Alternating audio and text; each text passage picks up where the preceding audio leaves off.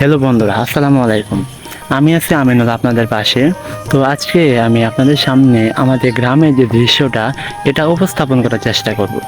তো আমাদের গ্রামটা খুবই সহজ সরল নিরালা এবং সবুজ পরিবেশে সমৃদ্ধ আমাদের গ্রাম।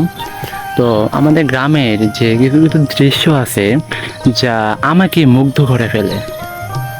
এত সুন্দর সবুজ শ্যামল প্রাকৃতিক গাছপালা পশু পাখি মানে এবং যাবতীয় সব কিছু মিলিয়ে মানে মাঝে মাঝে আমি নিজেই মানে আমার গ্রামের প্রতি আমি হারিয়ে যাই যে এত সুন্দর গ্রাম একটা পেয়েছি আমি।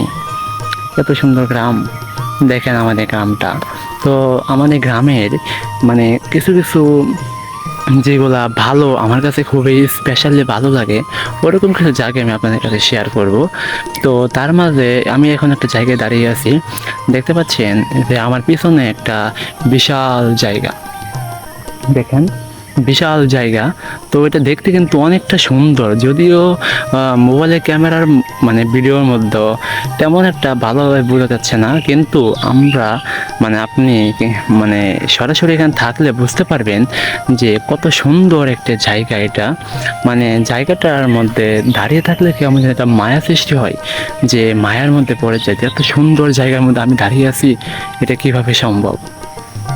তো মাঝে মাঝে আমি নিজেই কনফিউজ হয়ে যাই যে আমি কীভাবে এত সুন্দর একটা গ্রাম পেলাম।